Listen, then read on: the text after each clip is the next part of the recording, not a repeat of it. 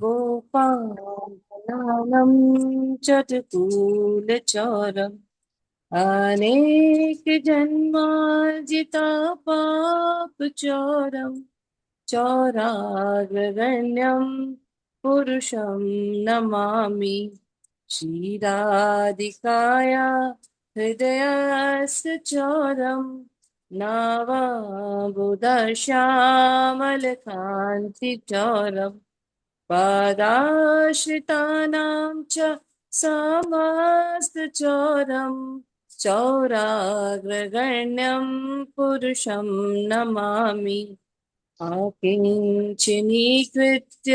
पदाश्रितं या करोति भिक्षुं पथिकेयहीनं केनाप्युभीषण चौरायेदृग दृष्टा श्रुतो वा न जगत्प्रियेऽपि यदीयनामापि हरिते यशेषम् गिरिप्रसारानपि पापराशिम् आश्चर्यरूपो ननु चौरैदृग् दृष्टो श्रुतो वा न मया कदापि धनं च मानं च तथेन्द्रियाणि प्राणास्वचहत्वा मम सर्वमेव पालाय शेकुत्र धृतोऽर्धचोरा त्वं भक्तिदाम्रासि निबद्धा क्षीणसि घोरं यमपाशबन्धन् भीनसि भीमं भवपाशबन्धन् क्षीणसि सर्वस्व समस्तबन्धम् नैवात्मनो भक्तकृतं तु बन्धम्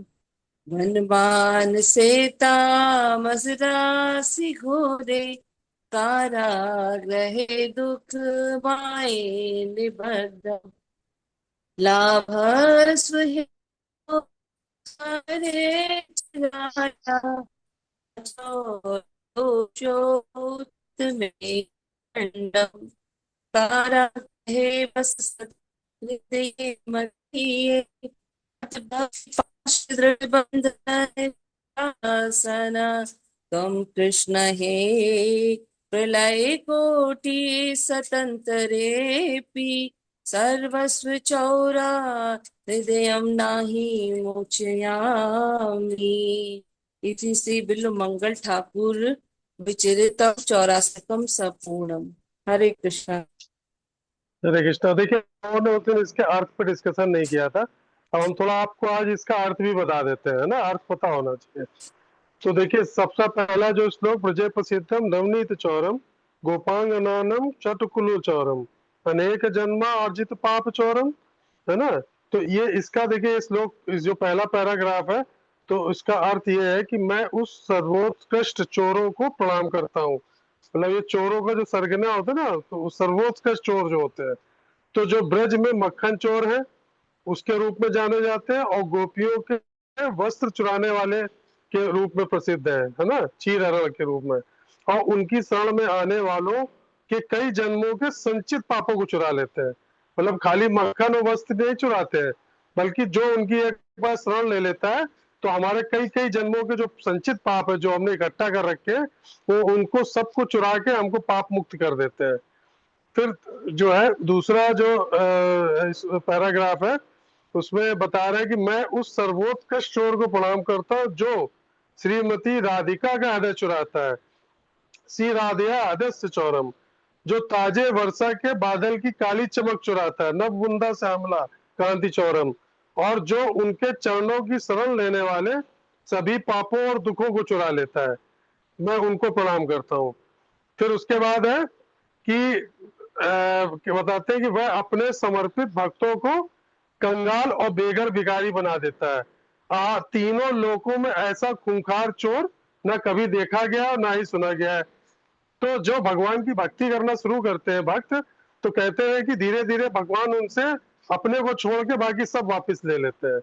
तो जितने आर्य भक्त हैं वो आपको बहुत ज्यादा पैसे वाले नहीं मिलेंगे, है ना। तो जैसे जैसे भगवान की आप भक्ति करते हो तो वो आपसे पूछते हैं कि आपको क्या चाहिए, धन संपदा चाहिए, पद सम्मान चाहिए, ऐश्वर्य चाहिए। तो जो भक्त वो मांग लेता है तो उसको छोड़ देते हैं, और जो भक्ति मांगता है तो फिर उससे ये सब ले लेंगे वो। क्या जब तुम्हारे पास कुछ नहीं रहेगा तब उनके तुम्हारे जीवन में वो आएंगे भगवान। इसलिए कहते हैं कि समस्त ऐश्वर्य और समस्त धन संपदा आपकी वो चुरा लेते हैं भगवान। फिर कहते हैं उनके नाम मात्र का उच्चारण ही पापों के पहाड़ से मुक्ति दिला देता है। दृष्टा श्रुतो और वाना मया कदापि यदो नमपि हद शेष गिरिम प्रसन्न पाप राशि। तो उनके नाम मात्र के उच्चारण से भी हमारे जितने समस्त जीवन भर के पाप है, कई जन्मों के पाप है जो हमने ढेर लगा रखा है, तो वो हमसे चुरा लेते हैं। तो आपने ऐसा कभी अद्भुत चोर ना पहले कभी देखा होगा ना कभी सुना होगा। फिर कहते हैं, प्रार्थना करते हैं, हे चोर, मेरा धन, मेरी इज्जत, मेरी इंद्रिया, मेरा जीवन और मेरा सब कुछ चुरा कर अब तुम कहाँ भाग रहे हो, अब तुम कहाँ भागोगे। मैंने क्या किया, तुमको अपनी भक्ति की रस्सी से जकड़ लिया है ना। अब मैं तुम्हें भागने नहीं दूंगा। जिस प्रकार यशोदा ने तुमको उखल से बांधा था, उस प्रकार मैंने भी अपनी भक्ति रूपी रस्सी से तुमको जकड़ लिया, क्योंकि अब मेरे जीवन में कुछ बचा नहीं है। फिर आप यमराज के भयानक फंदे को काटते हैं, आप भौतिक अस्तित्व के भयानक फंदे को तोड़ते हैं, और आप सभी के भौतिक बंधनों को काट डालते हैं। लेकिन आप अपने ही प्रेममयी भक्तों द्वारा बांधी गई को काटने में असमर्थ है। जैसे यशोदा द्वारा आपको बंधना पड़ा था, क्योंकि आप उनके प्रेम में थे, आप उनके अधीन थे। तो इसीलिए भगवान कहते हैं कि मैं तो भक्तों का पराधीन हूँ, है। तो इसलिए जो है मैं उनके द्वारा हमेशा बांध लिया जाता हूँ, भगवान खुद बोलते हैं। तो भगवान यमराज के फंदे से बचाते हैं हमको, भौतिक अस्तित्व जो हमने बना रखा है उसके फंदे से बचाते हैं, माया के बंधनों से बचाते हैं, सारे हमारे भौतिक बंधन काट देते हैं। इसलिए हमने क्या किया, भगवान को गांठ भक्ति प्रेम में भक्ति की गांठ से उनको बांध लिया। फिर कहते हैं, हे मेरा सब कुछ चुराने वाले, हे चोर, आज मैंने तुम्हें अपने हृदय की उस दयनीय जेल में कैद कर लिया है जो मेरी अज्ञानता के भयानक अंधकार से बेहद डरावनी है। अब तुम वहां बहुत लंबे समय तक रहोगे, तो अपने चोरी के अपराधों के लिए उचित दंड तुमको मिलेगा। तो कहते हैं भगवान से कि तुमने जब मेरा सब कुछ चुरा लिया तो अब मैंने तुमको अपने हृदय की जेल में बंद कर लिया है ना। अब तुम्हें मैं उससे जाने नहीं दूंगा, अब तुमको यहाँ लंबे समय रहना पड़ेगा मेरे दिल में, है ना। और तुमने जो मेरे जीवन से सब कुछ हरण कर लिया, चोरी कर ली, तो उसका तुमको मैं अब दंड दूंगा। तो हे कृष्ण, मेरे सब चुराने वाले चोर, मेरी भक्ति का फंदा सदा के लिए तुम्हारे ऊपर कसता रहेगा। इसलिए आप मेरे हृदय रूपी कारागार में लाखों युगों तक अब निवास करोगे, क्योंकि मैं आपको लाखों युगों तक अब मुक्त नहीं करूंगा।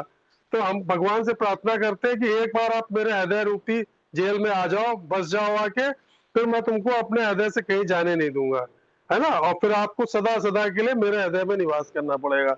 तो ये पुरुषोत्तम मास में हमको ये प्रार्थना डेली करनी चाहिए, है ना। तो इससे क्या आता है, भगवान का हमें प्रेम प्राप्त होता है, भगवान हमसे खुश होते हैं, प्रसन्न होते हैं, है ना।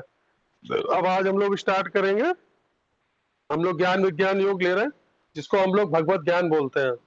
तो अभी हम लोगों ने 6 श्लोक जो पढ़े हैं, तो हम थोड़ा सा उसका हल्का सा रिवीजन कर ले रहे हैं। तो पहले श्लोक में हम लोगों ने देखा था कि भगवान कृष्ण के बारे में ज्ञान की महिमा का हम लोगों ने अध्ययन किया। तो श्रवण करने से कृष्ण के बारे में ज्ञान प्रकट होता है।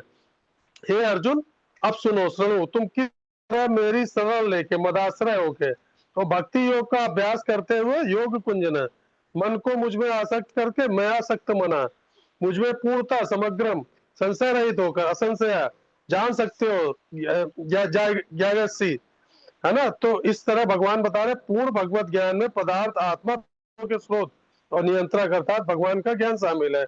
वास्तव में भगवान कृष्ण को पूर्ण रूप से जानना संभव नहीं है। यहाँ कृष्ण स्वयं के बारे में बता रहे हैं, जो कि सर्वोच्च ईश्वर है, उनकी विविध ऊर्जाओं के बारे में आवश्यक सिद्धांत तथा तत्वों का ज्ञान देने जा रहे हैं।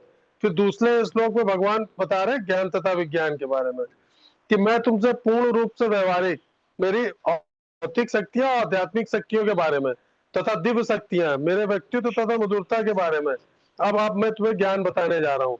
फिर इसको जान लेने पर तुम्हें जानने के लिए अब कुछ भी शेष नहीं रहेगा। यहाँ भगवान अपनी महानता बता रहे हैं, यानी साधारणतः ज्ञान सैद्धांतिक ज्ञान को सूचित करता है, और जो विज्ञान होता है वो साक्षात्कारिक ज्ञान को सूचित करता है। तो भगवान की मधुरता का साक्षात्कार, जिसको विज्ञान बोलते हैं, उनकी शक्तियों को जानने यानी ज्ञान से श्रेष्ठ होता है ना। फिर तीसरे श्लोक में बताया, कई हजार मनुष्यों में मनुष्याणाम सह श्रेष्ठ, कश्चित दत्तति सिद्धि है, कोई एक सिद्धि के लिए प्रयत्नशील होता है और सिद्धि प्राप्त करता है। यह तामपि सिद्धानाम, ऐसे सिद्ध लोगों में से कश्चिन जन्मा वेत्ति तत्वता, कोई बिरला ही मुझे वास्तव में जान पाता है। फिर इसमें तीसरे श्लोक में कृष्ण को रूप जानने में व्यक्ति को भगवान कृष्ण का साक्षात्कार उनका अनंत एवं अचित शक्तियों के स्वामी के रूप में, सर्वस्व के कारण के रूप में, सर्वज्ञता, सर्वशक्तिमान, भक्त वत्सलता जैसे असीमित शुभ गुणों के रूप में हम लोग उनको जानते हैं।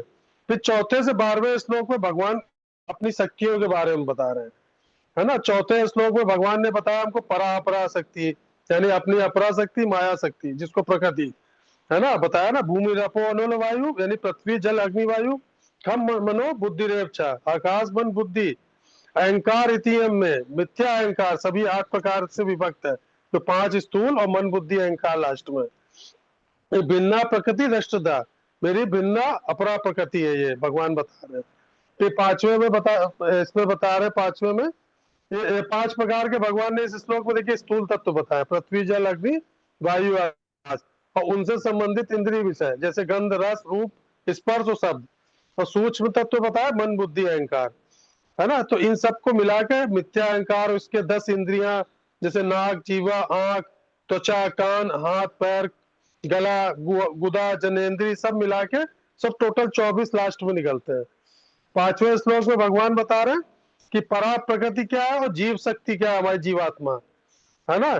तो ये जानो कि इस अपरा और चेतन शक्ति के अतिरिक्त मेरी एक अन्य परा चेतन शक्ति भी है, हे महाहुआ अर्जुन, जो इन जीवों से युक्त है, जो इस भौतिक प्रकृति के स्वयं के भोग के लिए विद्वान करते हैं। तो जीव भगवान की तटस्थ शक्ति कहलाता है, क्योंकि आध्यात्मिक होने तथा भौतिक प्रकृति को नियंत्रण करने में सक्षम होने पर भी जीव कभी भी इसके प्रभाव में आकर स्वयं की वास्तविक आध्यात्मिक स्थिति को भूलकर क्या होता है, बद्ध हो जाता है। फिर 6ठे श्लोक में हम लोगों ने क्या देखा, कृष्ण सृष्टि करता भी है तथा प्रलय करता भी है, सभी सृजित जीवों का उद्गम इन दोनों शक्तियों में है। सब कुछ जो इस जगत में विद्यमान है वह जल पदार्थ और चेतन आत्मा के संयोग से प्राप्त होता है। जैसे हमने रॉबर्ट का एग्जाम्पल लेते ना, कि एक दुकान में गुड़िया रखी है, अब जब तक उस पर आप करंट नहीं दोगे, बैटरी नहीं लगाओगे, सब कुछ है, हाथ पार स्किन सब कुछ है उसके, तो उसी प्रकार हमारा शरीर भी एक रॉबर्ट की तरह है, मशीन, अगर उसमें चेतना ना हो, आत्मा ना हो। तो इस संसार की जितनी भी सब वस्तुएं हैं, जल पदार्थ है, सब जल पदार्थ, लेकिन भगवान जब अपनी शक्ति का प्रयोग आत्मा के रूप में करते हैं, चेतना आत्मा के रूप में, तो वो सब वस्तुएं चेतन हो जाती हैं। अब आज हम लोग 7वें श्लोक अध्ययन करेंगे, मत्ता परंतरा। कौन पढ़ेगा? जी प्रभु जी, हरे कृष्णा। जी पढ़िए माता जी। मता परतरम नाम्य नाम्य किंचित वृत्ति धनंजया मयि सर्वमिदं प्रोतम सूत्रे मणिगणा एव। हे धनंजय, मुझसे श्रेष्ठ कोई सत्य नहीं है। जिस प्रकार मोती धागे में गुंथे रहते हैं, उसी प्रकार सत्य मुझ पर ही आश्रित है। तो श्री प्रकार द्वारा श्री प्रकार की जय। परम सत्य साकार है या निराकार, इस पर सामान्य विवाद चलता है। जहाँ तक भगवत गीता का प्रश्न है, परम सत्य तो श्री भगवान श्री कृष्ण है और इसकी पुष्टि पर होती है।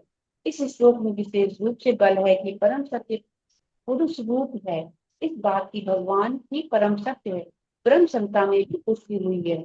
ईश्वर परम कृष्ण सच्चिदानंद विग्रह, परम सत्य श्री भगवान श्री कृष्ण ही है, जो आदि पुरुष हैं, समस्त आनंद के आगार गोविंद है और वे सच्चिदानंद स्वरूप हैं। ये सब प्रमाण निर्विवाद रूप से प्रमाणित करते हैं कि परम सत्य परम पुरुष है, जो समस्त कारणों का कारण है। फिर भी निरीश्वरवादी श्वेता उपनिषद में 3.1 उपलब्ध वैदिक मंत्र के आधार पर तर्क करते हैं।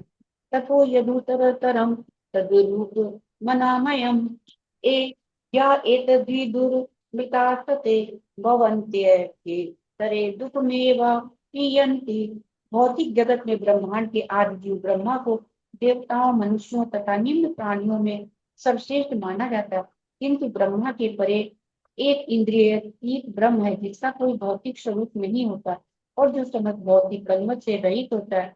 जो व्यक्ति उसे जान लेता है वे भी दिव्य बन जाता है, किंतु जो उसे नहीं जान पाते वे सांसारिक दुखों को भोगते रहते हैं।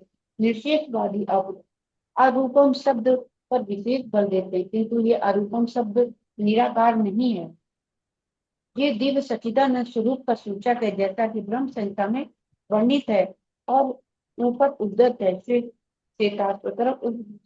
उपनिषद के अन्य श्लोकों 3.89 से भी इसकी पुष्टि होती है। वेदाहमेतं पुरुषं महान्तम् आदित्य वर्ण तमसा परस्तात् तमेव विद्वानति मृत्युमेति नान्या पन्था विद्यते अयनात् यस्मात् परं न परमस्ति किंचति यस्मन्नाडीयो न ज्यायो अस्ति किंचति रथ इव स्तब्धो दिवि तिष्ठते कस्ते नेदं पुरुषेण सर्वं। मैं उन श्री भगवान को जानता हूँ जो अंधकार की समस्त भौतिक अनुभूतियों से परे हैं। उनको जानने वाला ही जन्म तथा मृत्यु के बंधन का उल्लंघन कर सकता है। उस परम पुरुष के इस ज्ञान के अतिरिक्त मोक्ष का कोई अन्य साधन नहीं है। उन परम पुरुष से बढ़कर कोई शक्ति नहीं है, क्योंकि वे श्रेष्ठतम है। वे सूक्ष्म से भी सूक्ष्मतर है और महान से भी महानतर है। वे मूक वृक्ष के समान स्थित है और दिव्य आकाश को प्रकाशित करते हैं। जिस प्रकार वृक्ष अपनी जड़ें फैलाता है वे भी अपनी विस्तृत शक्तियों का प्रसार करते हैं। इन श्लोकों से निष्कर्ष निकलता है कि परम सत्य ही श्री भगवान है, जो अपनी विविध परा अपरा शक्तियों के द्वारा सर्वव्यापी हैं। हरे कृष्णा प्रभु जी। देखिए हरे कृष्णा। अब देखिए इसमें भगवान जो है स्वयं एक एग्जाम्पल दे रहे हैं। क्या दे रहे हैं कि हे अर्जुन, मुझसे बढ़कर कुछ भी नहीं है, सब कुछ मुझ में समाहित है, जैसे धागे में पुरोए हुए मोती। तो भगवान ने यहाँ पे क्या बताया? भगवान यहाँ पे अपना प्रभुत्व बता रहे हैं और इस ब्रह्मांड में अपनी सर्वोच्च शक्ति, मतलब जो जो ब्रह्मांड उन्होंने रचना करी है, तो वो अपनी सर्वोच्च स्थिति बता रहे हैं कि उस ब्रह्मांड में भगवान मेरी स्थिति क्या है। तो वो ये आधार है जिस पर ये संपूर्ण सृष्टि विद्यमान है, क्योंकि भगवान सृष्टिकर्ता भी है और पालन करता भी है और डिस्ट्रॉयर भी है, संहारक भी है। तो देखिए धागे में पिरोए मोती क्या होते हैं? जो अपनी जगह पे हिल सकते हैं। भगवान ने प्रत्येक आत्मा को अपनी इच्छा अनुसार कार्य करने के लिए स्वतंत्रता दी है, लेकिन फिर भी उनका अस्तित्व उनसे जुड़ा हुआ है ना। तो जैसे मोती को अपनी जगह पे आप घुमाओ तो चारों तरफ घूम जाता है, लेकिन वो माला से बाहर नहीं आता, अपनी जगह रहेगा, माला से जुड़ा रहेगा, लेकिन घूमता रहेगा। तो श्वेतास्तर उपनिषद में एक श्लोक है जो अभी हम लोगों ने पढ़ा था, है ना, तस्मा से भयश दृश्यते परास शक्ति विविध सुरते। मतलब ईश्वर के समान कुछ भी नहीं है और ना ही उनसे भगवान से ज्यादा श्रेष्ठ है कुछ भी। तो इस श्लोक में भगवान कृष्ण ने स्पष्ट रूप से बताया कि वे अपने मूल रूप में अर्जुन के सामने विद्यमान है, खड़े हैं। ये परम सत्य है। और मैं, मेरा और मुझे शब्दों का प्रयोग करके उन्होंने उन शंकाओं को दूर किया है जो अनेकों के मन में भगवान श्री कृष्ण के स्वयं ईश्वर होने और परम प्रभु होने के बारे में लोग शंका कर रहे थे। लोग उनको उस समय भी भगवान नहीं मानते थे। अनेक लोग मानते हैं कि कोई अन्य उच्चतर निराकार सत्ता है जो भगवान श्री कृष्ण का भी परम स्रोत है। तो जब प्रथम जन्म लेने वाले ब्रह्मा ने भगवान कृष्ण के लिए प्रार्थना करी, मतलब इस सृष्टि के जो रचयिता है ब्रह्मा जी बोला जाता है, तो उन्होंने ब्रह्म संहिता जब लिखी, बोली जब, तो उसमें पहला श्लोक क्या था? ईश्वर परम कृष्ण सच्चिदानंद विग्रह अनादिर गोविंद सर्व कारणम। मतलब श्री कृष्ण परम भगवान है जो शाश्वत सर्वज्ञ अनंत आनंद से परिपूर्ण है। उनका ना कोई आदि है ना कोई अंत है और समस्त सृष्टि के स्रोत है और समस्त कारणों के मूल है। तो देखिए एक चीज हम आपको बताएं कि जैसे हम लोग क्या करते हैं, माला देखते हैं तो उसमें बोला गया सूत्र मणिगणा इव, मतलब धागे में पिराए गए मोती। तो एक सुनार ने क्या किया, बहुत कीमती चमत्कार और सुंदर मोतियों की माला बनाई। लोग उसकी देख के खूब तारीफ कर रहे थे, कितनी सुंदर माला है और इतने अच्छे मोती हैं, कितने बढ़िया है, कितने अच्छे मोती हैं। हर कोई क्या देख रहा था? मोती को देख रहा था। लेकिन जो मोती की जो माला बनी थी, तो उसके अंदर जो धागा था वो किसी को नहीं दिख रहा था, क्योंकि धागा जो है वो अदृश्य होता है। थ्रेड जो है उसका दिखता नहीं है और उनके बीच से गुजरता है। लेकिन अब उसका महत्व कितना होता है ये देखिए आप। अगर वो जो माला पूरी बनी हुई है या कोई सेट बना हुआ है मोती का, और उसमें से अगर हम किसी एक धागे को काट दें या उसको खींच दें पकड़ के, तो क्या होगा? सारे मोती जो है एक एक करके टप टप जमीन में गिरेंगे और दाएं बाएं सब पूरे कमरे में बिखर जाएंगे, या जहां भी गिरेंगे। फिर क्या माला रह जाएगी क्या? कोई अस्तित्व रह जाएगा? ना कोई उसकी तारीफ करने वाला होगा, ना कोई एक मोती की कोई तारीफ करेगा। जब तक वो जुड़े हुए थे, माला का रूप लिए हुए थे, हर किसी व्यक्ति को वो माला सुंदर लग रही थी। लेकिन जैसे ही हमने उसका धागा काट दिया, तो मोतियों को आपस में जोड़कर उनको माला का रूप देना सब बेकार हो गया, खाली धागा बचा। तो भगवान कृष्ण क्या बता रहे हैं इस श्लोक में? ये क्या बता रहे हैं कि ये जो पूरा ब्रह्मांड है ना, ये भगवान की एक समझ लीजिए माला है पूरी तरह से। कैसे? जैसे देखिए सूर्य है, चंद्र है, मंगल है, बुध है, जितने भी ग्रह हैं, चाहे पृथ्वी हो, चाहे मनुष्य हो, चाहे पशु हो, चाहे पेड़ पौधे हैं, ये सब आप इनको एक मोती समझिए भगवान का, है ना? अलग अलग रूप के, अलग अलग रंग के। और भगवान ने क्या कर रखा? अपनी शक्ति से पूरे ब्रह्मांड को जोड़ के रखा हुआ है। अगर वो अपनी शक्ति हटा ले इस ब्रह्मांड से, तो आप क्या सोच रहे हो? एक भी ग्रह अपनी जगह पे स्थिर नहीं रह सकता, पूरा ब्रह्मांड भी नष्ट हो जाएगा, सारे ग्रह गिर जाएंगे, रसातल में जाएंगे, नहीं पता चलेगा कौन ग्रह किसका चक्कर लगा रहा है। तो भगवान क्या कह रहा है? मैंने इन सबको अपनी धुरी पे, अपनी अपनी जगह पे नियत कर रखा है, माले के मोती की तरह, और ये सब मुझसे बने हुए हैं। अगर मैं धागा हूं, मैं किसी को दिखता नहीं हूं, लेकिन मैं अगर बीच से हट जाऊं इन सबके, तो कोई कुछ नहीं बचेगा, पूरा ब्रह्मांड बिखर जाएगा। तो भगवान इसमें बता रहे मत्ता परंतरा नान्यत, कि मेरे ऊपर या मुझसे ऊपर परे कोई भी सत्य नहीं है। मुझसे ऊपर अगर कोई सोचता है कि कोई है, तो मुझसे ऊपर कोई नहीं है। भगवान खुद घोषणा कर रहे हैं, मैं ही आदि हूँ, मैं ही मध्य हूँ, और मैं ही अंत हूँ। मैं ही सृष्टि का निर्माण करता हूँ, मैं ही सृष्टि को चलाता हूँ, मैं ही अंत में सृष्टि का विनाश करता हूँ। इस बात को हम कॉन्सेप्ट हमारा क्लियर होना चाहिए। मई सर्वमिदम प्रोतम, मतलब जैसे कपड़े में धागा बुना होता है, ताना बाना जिसको बोलते हैं, और धागे के बिना कपड़े का कोई अस्तित्व नहीं होता, कपड़ा सिल नहीं सकते बिना धागे के। वैसे ही ईश्वर के बिना इस संसार का कोई अस्तित्व नहीं, भगवान के बिना। अब क्या देखिए, भगवान हमको आंखों से तो दिखाई नहीं देते, लेकिन ठीक जैसे वही धागा मोतियों के भीतर छुपा होता है, लेकिन उसको बांध के रखता है, हमको दिखता नहीं है। लेकिन इस सृष्टि की पूरी व्यवस्था, लॉ एंड ऑर्डर जिसको बोलते हैं, पूरा उसको अपने नियमों से भगवान चला रहे हैं, है ना? वो हमको दिखे भले ना, लेकिन हमको ये मानना पड़ेगा कि इस बड़े बड़े साइंटिस्ट भी इस बात को मान चुके हैं कि इस पूरी सृष्टि को कोई अदृश्य शक्ति चला रही है। अगर वो शक्ति ना हो, तो कोई भी ग्रह अपनी धुरी पे, अपने स्थान पे टिक नहीं सकता। तो यही इस श्लोक पे भगवान ने हम लोगों को बिल्कुल क्लियर बताया। अब अगला श्लोक 8वां। हरे कृष्ण। हाँ, कौन? सुधा माता जी? यस। जी, पढ़िए।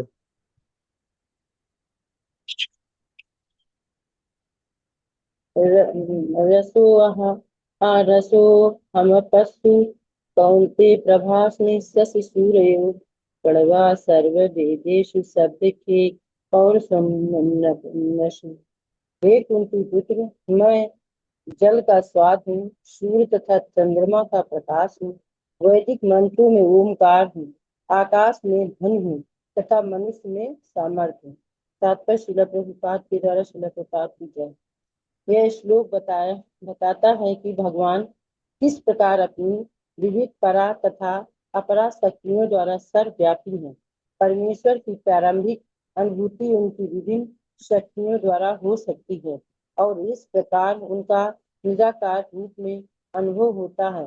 जिस प्रकार सूर्य देवता एक पुरुष है और अपनी सर्वव्यापी शक्ति सूर्य प्रकाश द्वारा अनुभव किया जाता है, इसी प्रकार भगवान अपने धाम में रहते हुए भी अपनी सर्वव्यापी शक्तियों द्वारा अनुभव किए जाते हैं। जल का स्वाद जल का मूलभूत गुण है। कोई भी व्यक्ति समुद्र का जल नहीं पीना चाहता, क्योंकि इसमें शुद्ध जल के स्वाद के साथ साथ नमक मिला रहता है।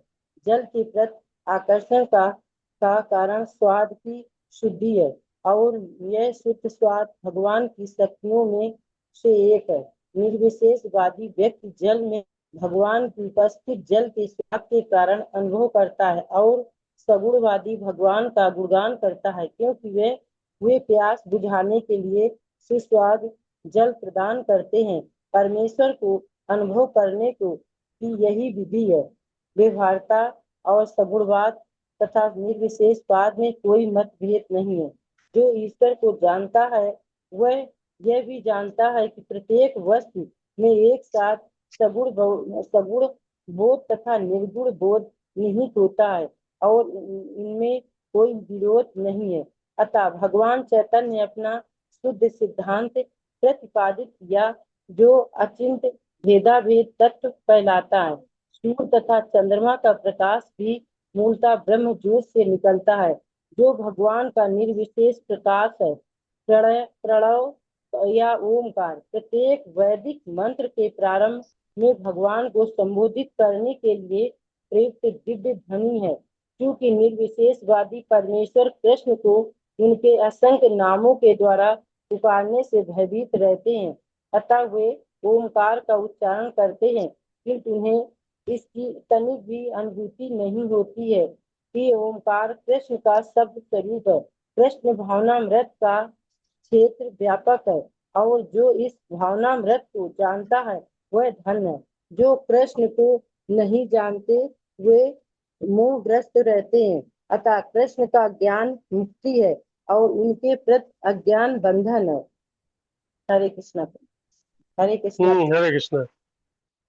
देखिए इस श्लोक में भगवान बिल्कुल क्लियर बता रहे हैं, हे कुंती पुत्र, मैं जल में स्वाद हूँ, सूर्य एवं चंद्रमा का प्रकाश भी मैं हूँ, और मैं वैदिक मंत्रों में पवित्र अक्षर जितने श्लोकों में ओम लगता है वो मैं हूँ।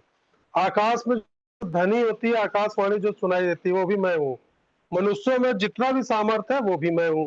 तो भगवान ने देखिए पिछले श्लोक में हमको क्या बताया था कि वे इस संसार में विद्यमान समस्त वस्तुओं के उद्गम मतलब उद्गम करता भी है, पालनहार भी है और आधार भी है।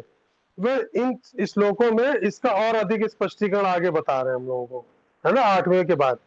तो देखिए वो बता रहे हैं जो हम फल खाते हैं तो उसका जो मीठा स्वाद होता है उस फल में, जिसको हम लोग फ्रक्टोज बोलते हैं, या जो फल में शुगर जिसको हम लोग महसूस करते हैं जिससे स्वाद आता है, तो फ्रक्टोज होता है तब उसकी महसूस होता है कि ये फल मीठा है। तो इसी प्रकार भगवान कृष्ण क्या बता रहे हैं कि वे अपनी ऊर्जा के सभी रूपों में विद्यमान है। वे कहते हैं कि वे जल में स्वाद है। अब स्वाद का मतलब क्या हुआ? आदमी को कहेगा कि जल तो फीका होता है, इसका क्या अर्थ है कि जल अपना कोई स्वाद नहीं होता। फिर भी ठोस, अग्नि और गैस जैसे अन्य पदार्थों को अपना स्वाद बनाए रखने के लिए तरल पदार्थों की आवश्यकता होती है। क्या आपने जो है अपनी कभी सूखी जीभ पर कोई ठोस खाद्य पदार्थ रख देखा है? तो आपको क्या महसूस होता है? उसमें कोई स्वाद आता है क्या? जब आपके हमारे मुंह की लार जो होती है वो ठोस पदार्थ के कुछ हिस्से को घोलती है, तभी हमें जीभ पर मौजूद जो स्वाद टेस्ट बड्स जिसको बोलते हैं हम लोग, स्वाद कलिकाएं, उसके द्वारा हमारे शरीर को स्वाद महसूस होने लगता है, जीवा को। तो पानी के स्वाद को पानी से अलग कौन कर सकता है? तो इसीलिए भगवान कृष्ण क्या कह रहे हैं कि जल में स्वाद मैं हूँ।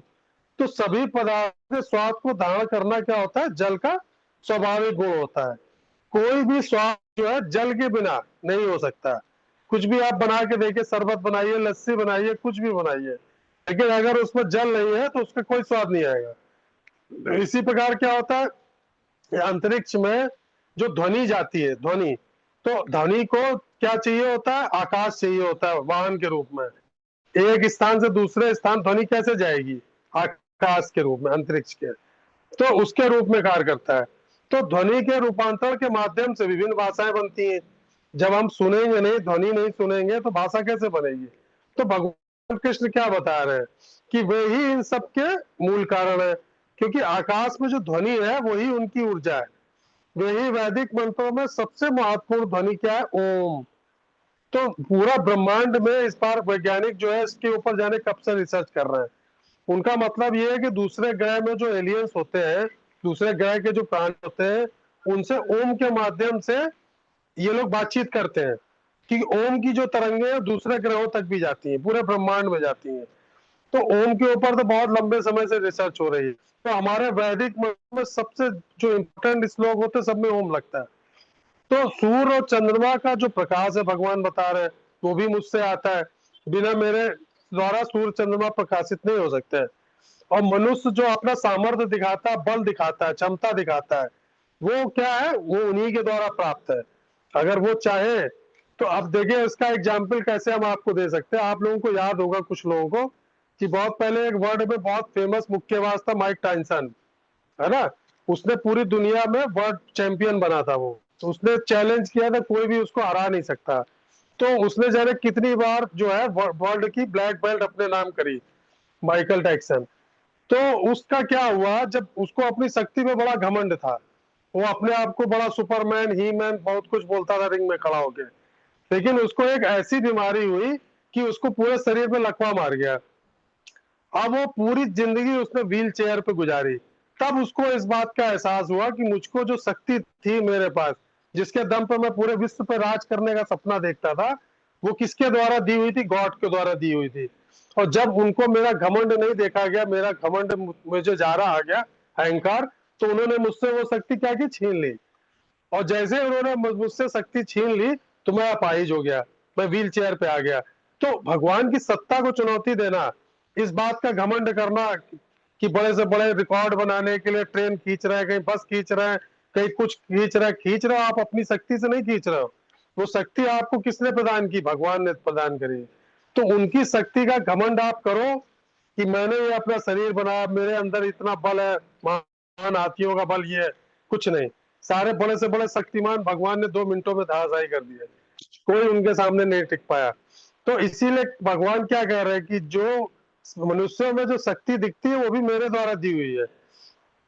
अब बचा क्या है, देखिए जल का स्वाद हो गया, चंद्रमा सूर्य का प्रकाश हो गया, वेदों में ओम हो गया, आकाश में जो हम लोग सुनते हैं एक दूसरे से जो बातचीत कर रहे हैं हमको सुनाई दे रहा है ध्वनि के माध्यम से, तो वो भी मैं हूँ। तो अब देखिए प्यास का रस उसका क्या होता है, देखिए हम बताएं आपको इम्पोर्टेंट। अब जैसे कोई आदमी रेगिस्तान में जा रहा है, ठीक है, अब उसका पानी जो खत्म हो गया, अब प्यास के मारे उसका गला सूख रहा है, प्यास से तड़प रहा है। अब बस उसको लगा पानी नहीं मिला तो मैं मर जाऊंगा। अब आप उसको सोना दो, चांदी दो, हीरे दो, तो वो लेगा क्या, उसको कोई मतलब नहीं उन सब चीजों से। दुनिया की सारी दौलत दे दो तब भी वो नहीं लेगा। वो आपसे क्या मांगेगा, सिर्फ केवल एक घूंट पानी मांगेगा, क्योंकि उसको अपनी जान बचाने के लिए क्या चाहिए, पानी चाहिए। तभी उसको एक कुआं निकाला, कुआं मिला रास्ते में, उसने बर्तन लटका हुआ था उसमें, उसने क्या किया, उसमें निकाला तो थोड़ा सा पानी उसमें से निकल आया। तो जैसे पानी की थोड़ी सी बूंदे उसने जीभ पे डाली, तो उसको ऐसा एहसास हुआ जैसे उसको बिल्कुल जन्नत मिल गई हो, तृप्ति मिल गई हो। उसको शरीर में लगा कि हमको एक नया जीवन मिल गया हो। तो अब जो पानी उसके जीभ में गया, पानी का जो उसको टेस्ट लगा, वो क्या हुआ, उसने उसको तृप्ति प्रदान करी। तो वो भगवान यहाँ पे बता रहे हैं कि जो पानी के अंदर जो अमृत है, जिससे आप जीवित हो, बिना पानी के आप रह नहीं सकते, उसका जो स्वाद, उसकी जो तृप्ति, यानी प्यासे आदमी से पूछो कि उसको जब पानी मिलता है तो उसको कितनी तृप्ति का एहसास होता है। मतलब संसार के सारे सुख उसके आगे फीके होते हैं, है ना। तो वही चीज भगवान यहाँ हमको बताने की कोशिश कर रहे हैं कि मरते हुए आदमी को अगर 2 घूंट पानी पिला दिया जाए जो प्यास से मर रहा हो, तो उससे पूछो कि ये पानी का स्वाद क्या होता है, वो बताएगा आपको। हम लोगों को एहसास नहीं होता कि तृप्ति और पानी का स्वाद कैसा होता है, जिससे उसको जीवन दान मिला। तो देखिए वैज्ञानिक दृष्टिकोण से आप देखो तो पानी क्या है, आदमी कहेगा, स्टूडेंट से पूछो, अरे हाइड्रोजन और ऑक्सीजन है, उसको मिला दो पानी बन जाता है। तो भगवान कृष्ण क्या बता रहे हैं कि रासायनिक फार्मूला तो अलग चीज है, कुछ भी उसको तोड़ो आप, लेकिन जो उसके अंदर जो प्यास बुझाने की शक्ति है, यानी जल का जो मूल रस है, वही साक्षात उसको अगर महसूस करो तो वही परमात्मा है। यानी आप पानी पीते समय भी चाहो तो आप कृष्ण को याद कर सकते हो कि भगवान तुमने जो ये पानी दिया, इसका जो स्वाद है, वो उसको जब मैं पीऊं तो मुझे आपकी याद आनी चाहिए। तो पानी में उसका जो रस है, स्वाद है, तृप्ति अगर हटा लिया जाए तो पानी फिर बेअसर हो जाएगा, इसका कोई यूज नहीं रह जाएगा। तो आप जो सूर्य की रोशनी देखते हो, तो आप उसको ग्रह मान लो, तारा मान लो कि गैसों का वो है, उसमें से गैस निकलती रहती है, इसलिए उसमें आप विस्फोट होते हैं, उससे उससे गर्मी निकलती है। तो लेकिन जो उसकी चमक है जो दिखती है यहाँ से, जिससे वो पूरे संसार को प्रकाशित कर रहा है, तो भगवान यहाँ बता रहे मैं हूँ। तो किसी इंसान को अद्भुत काम करते देखते, तो उसका जो कौशल पुरुषार्थ है वो भी भगवान ने बताया मैं हूँ। तो रसो हम अपसु मतलब वाणी का अपना कोई रंग रूप नहीं होता, लेकिन उसका जो स्वाद गुण, जो उसका पानी का जो गुण है और उसकी असलियत, वही भगवान करे मैं हूँ। सूर्य चंद्रमा की रोशनी जो पूरी सृष्टि को जीवन देता है, भगवान करे मेरी ही ऊर्जा है वो। मनुष्य को जो आगे बढ़ने की ताकत मिलती है, प्रतिभा मिलती है, या बचपन से लेके, छोटे बच्चे से लेके जो बड़ा होता है, जो उसका विकास होता है, ये सब किससे होता है? जो कुछ कष्ट गुजरने का जज्बा आता है अंदर से, या कोई बड़े से बड़ी चीजें, लोग देखिए छोटे छोटे बच्चे बड़े बड़े वो समुद्र पार कर लेते हैं। तो ये सब चीजें जो है ना, तो ये सब चीजें जो है वो देखिए भगवान के उससे आती, भगवान की शक्ति से। तो कह रहा है, भगवान कह रहा है अर्जुन, मुझे देखने के लिए तुमको आंखें बंद करने की भी जरूरत नहीं है।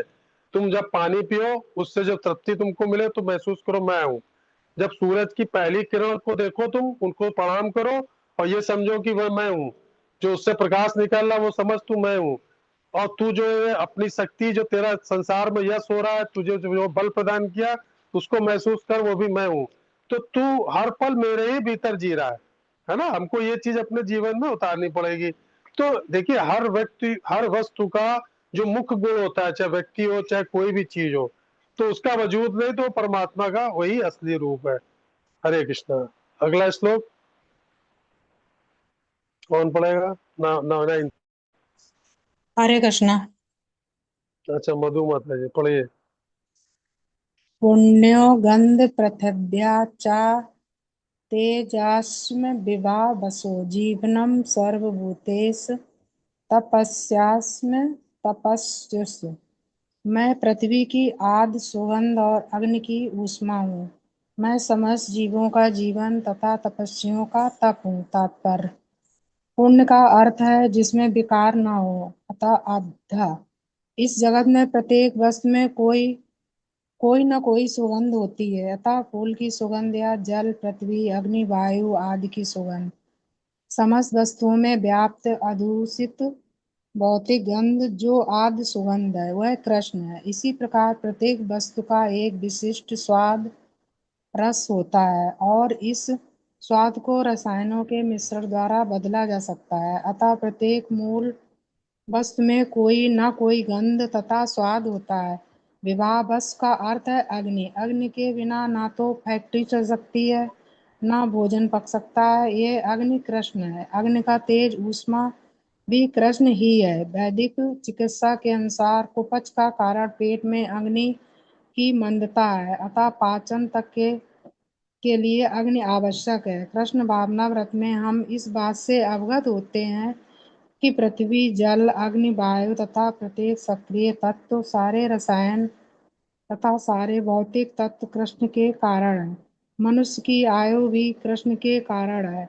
अतः कृष्ण की कृपा से ही मनुष्य अपने को दीर्घायु या अल्पजीवी बना सकता है। अतः कृष्ण भावनामृत प्रत्येक क्षेत्र में सक्रिय रहता है। हरे कृष्णा। हरे कृष्णा। तो देखिए इस श्लोक में भगवान ने बताया कि मैं पृथ्वी की सुगंध और अग्नि की चमक हूँ। मैं सभी प्राणियों में जीवन शक्ति और तपस्वियों की तपस्या हूँ। तो आप में से कोई बता सकता है किसी ने पृथ्वी की सुगंध को सूंघा है? क्या होती है सुगंध, कोई बताएगा? जी प्रभु जी, जब मिट्टी में पानी डालो तो जो सुगंध आती है वो पृथ्वी की ही हम्म, होती है। वही सुगंध होती है। वैसे तो आप सूंघोगे तो आपको कुछ नहीं सुंगाई देगा। तो देखिए पिछले श्लोक में भगवान ने जो बताया, उसके बाद अब भगवान क्या घोषणा कर रहे हैं कि वे ही सब कुछ का स्रोत और सर्वोपरि तत्व है। संपूर्ण जो ब्रह्मांड है उनकी ऐश्वर्य शक्ति का विस्तार है। पृथ्वी पर वे निर्जीव और सजीव दोनों के पीछे की शक्ति वही है।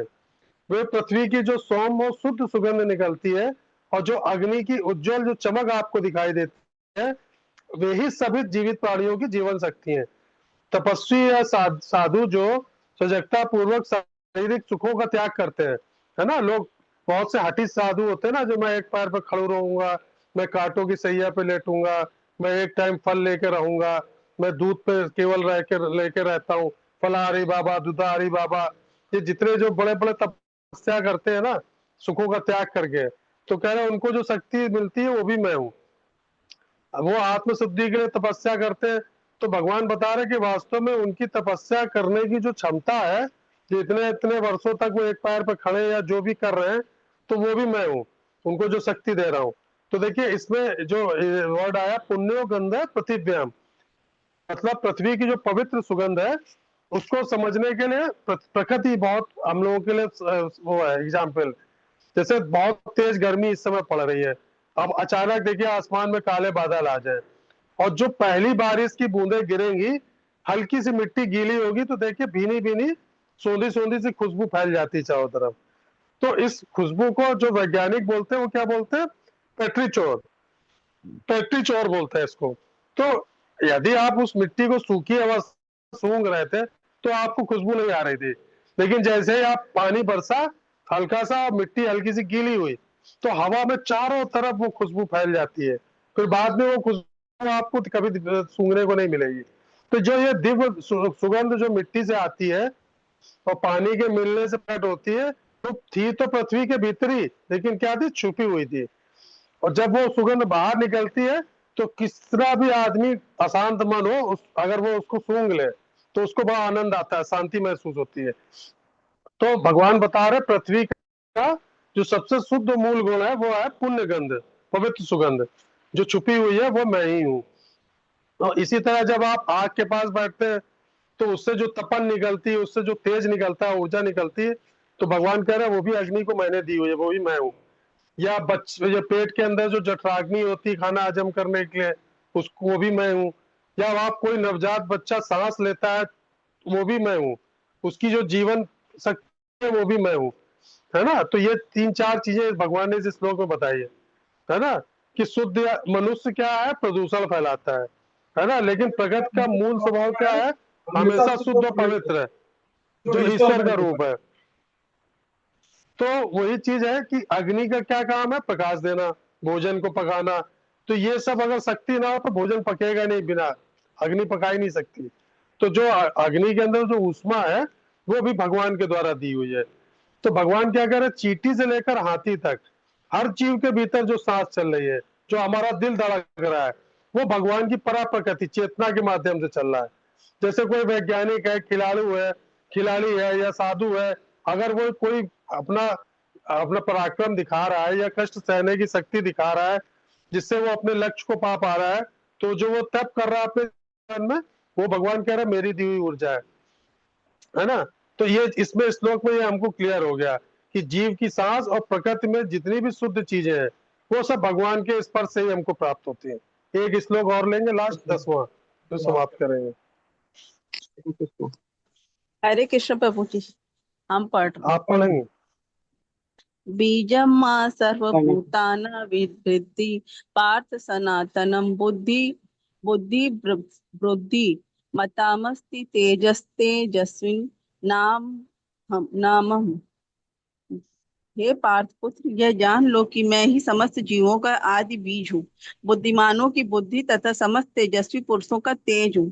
तात्पर्य, कृष्ण समस्त पदार्थों के बीज हैं। कई प्रकार के चर तथा अचर जीव हैं।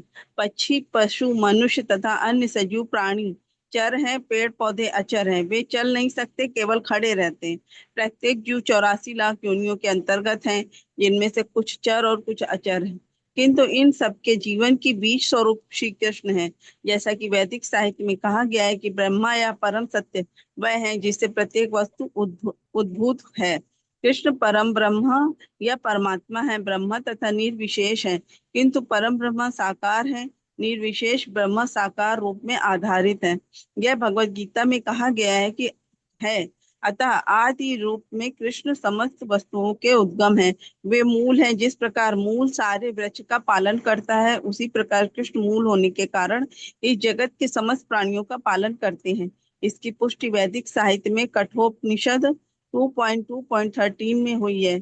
नित्यो नित्याना चेतन श्वेत नानाम एको बहुना यो विद्याति कामान। वे समस्त नित्यों के नित्य हैं, वे समस्त जीवों के परम जीव हैं और वे ही समस्त जीवों का पालन करने वाले हैं।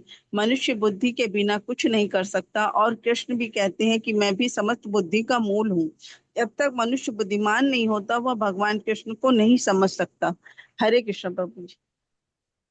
हरे कृष्णा। तो भगवान यहाँ बता रहे हैं, अर्जुन जानो कि मैं समस्त प्राणियों का शाश्वत बीज हूँ मैं विद्वानों की बुद्धि और गर्भ सभी लोगों का तेज हूँ। तो कारण और परिणाम के संबंध में प्रत्येक कारण क्या होता है, अपने परिणाम का ही बीज होता है। जैसे एग्जाम्पल क्या देखें हम लोग, सागर क्या होता है, सागर जो है बादलों का बीज है, यानी बादल जब बरसे तब सागर बना, और बादल क्या है, वर्षा का बीज है।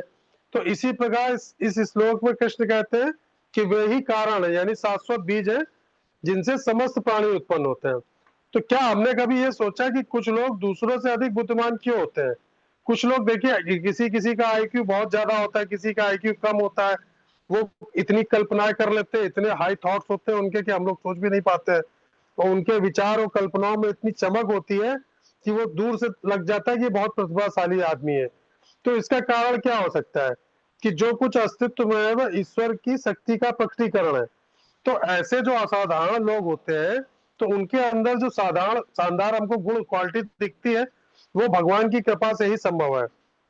जैसे भगवान ने इस श्लोक में क्या कहा कि वे बुद्धिमान और तेजस्वी लोगों के पीछे की जो सूक्ष्म शक्ति है, जो उनका ब्रेन है, तो वो इनके मन को अधिक विश्लेषणात्मक और विचारों को तेजस्वी बनाते हैं। तो आधुनिक हम लोग हिस्ट्री अगर उठा के देखें तो बड़े बड़े जो राइटर हुए हैं, जैसे देखिए विलियम शेक्सपियर, उसने साहित्य की दुनिया में इतना जबरदस्त प्रदर्शन किया कि लोग आज तक याद करते हैं है ना। तो वो केवल भगवान की कृपा से संभव है। उनकी रचनाओं ने अंग्रेजी साहित्य को समृद्ध किया, और आज इंग्लिश जो है वर्ल्ड में सबसे ज्यादा बोलने वाली भाषा बन गई है ना, जिसके माध्यम से हम लोग वर्ल्ड में कहीं भी जाएं तो देखिए हम लोग बातचीत इंग्लिश में कर सकते हैं, हर किसी लैंग्वेज में नहीं। तो अब देखिए आप बिल गेट्स को ले लो, तो बिल गेट्स ने जब विंडो ऑपरेटिंग सिस्टम बनाया था तो उसने आईटी सेक्टर की पूरी डायरेक्ट दिशा ही बदल दी। फिर ऐसा हुआ कि 90% से अधिक बाजार उसके कब्जे में आ गया, और विंडोज जो है दुनिया का सबसे लोकप्रिय ऑपरेटिंग सिस्टम बन गया है। ये उसने भी नहीं सोचा था, बिल गेट्स ने। तो इतनी आसानी से, सहजता से आईटी दुनिया को पूरा अपने कब्जे में करना, और हर आदमी की पहुंच तक उसके लिए सुलभ हो जाना।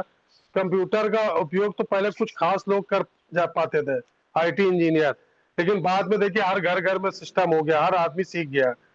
तो उसको जो इतना बड़ा वर्ल्ड का ऑपरेटिंग सिस्टम बना, इतना आज अरबपति खरबपति हो गया बिल गेट्स, तो कैसे पॉसिबल है वो? तो वो भगवान के द्वारा दिया हुआ ही एक शक्ति है, भगवान की योजना से ही संभव है। इसको उसने भी एक्सेप्ट किया, तभी आज वो इंडिया आता है, इतना दान पुण्य करता है ना। तो ईश्वर को, ऐसी व्यक्ति को, बुद्धि को तब बढ़ाते हैं भगवान जब वो हमको चाहते हैं कि अराजकता से बचे। देखिए संतों ने हमेशा स्वीकार किया कि उनके कार्यों की जो ये चमक है, ये सुंदरता है, जो या जो प्रवचन देते हैं, वो सत्संग देते हैं, तो वो या कोई ग्रंथ लिखते हैं, शास्त्र लिखते हैं, चाहे व्यास जी या तुलसीदास जी, तो सब भगवान की कृपा से ही संभव होता है। तो तुलसीदास जी ने क्या कहा, ना मैंने किया न कार ही सको, साहिबा करता मोर, करता करावत आप है, तुलसी तुलसी सोर। तो वो कहते हैं ना तो मैंने रामायण लिखी, ना ही मुझ में रामायण लिखने की क्षमता है, भगवान ने मुझसे कराया, कि भगवान ही मेरे करता है। वे उन्होंने मुझको मार्गदर्शन किया, मेरे कार्यों का मार्गदर्शन वही करते हैं, और मेरे माध्यम से अपने कार्य वो खुद कराते हैं। लेकिन संसार क्या मानता है कि ये सब तुलसीदास जी करते हैं। करते हो तुम कन्हैया, नाम मेरा हो रहा है ना। तो अतः हमारे चारों ओर प्रकट होने वाली जितनी प्रतिभा और बुद्धि, जितने भी हाई इंटेलेक्चुअल लोग दिखते हैं, उनके पीछे क्या है, भगवान। अब एक छोटा सा एग्जाम्पल देखिए, एक आप बहुत बड़ा विशाल बरगद का पेड़ देख रहे हैं, खूब बड़ी बड़ी जैली गहरे हैं, बड़ा दूर तक फैला हुआ है, तना बहुत मजबूत है, हजारों शाखाएं उसकी, लाखों पत्तियां हैं।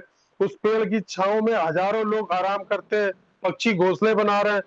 तो ये अधिक कोई पूछे आपसे कि इतने बड़े फैले हुए पेड़ का अस्तित्व कहाँ से आया, तो आप क्या आंसर दोगे कि एक बहुत छोटा सा बरगद का राई के दाने के बराबर बीज था, मैंने उस बीज को बोया, उस नन्हे से बीज से इतना बड़ा पेड़ जो है छुपा हुआ था उसके अंदर, और खड़ा हो गया बाहर निकल के। तो अगर बीज ना होता तो जड़ और पत्तियां, ये तना होता क्या उस पेड़ का?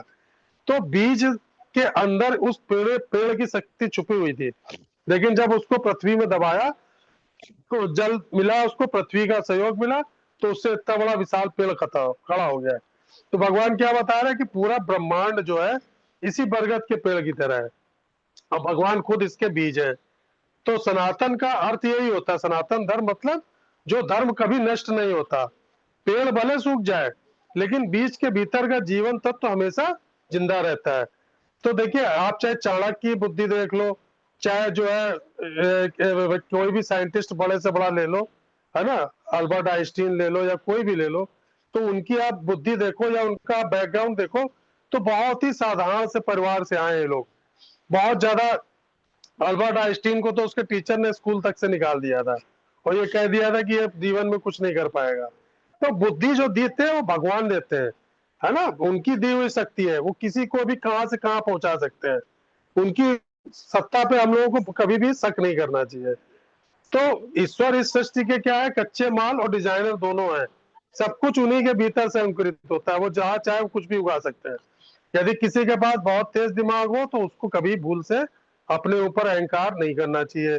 भगवान कह रहे हैं कि तुम्हारी बुद्धि का जो पावर सोर्स है ना, वो मैं इधर से तुम्हें चालू करके दे रहा हूँ।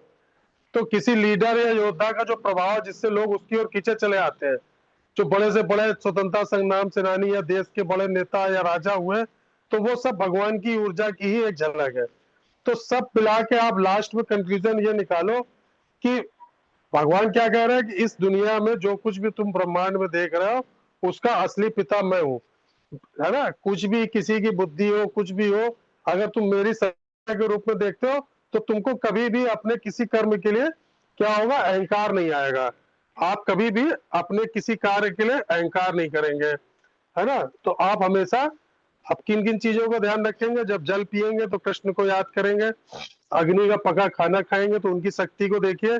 तो भगवान कह रहे 24 घंटे निरंतर तुम मेरी शक्ति को चारों तरफ देख सकते हो, मुझको महसूस कर सकते हो। सूरज की पहली किरण देखो तो उसमें मेरी शक्ति को महसूस कर सकते हो, है ना। उसमें तुमको मुझको कहीं अलग से ढूंढने की जरूरत नहीं है। तुम चाहो तो इस प्रकृति में ही मुझको देख सकते हो, चारों तरफ मैं विद्यमान हूँ। समझ में आया आप लोगों को?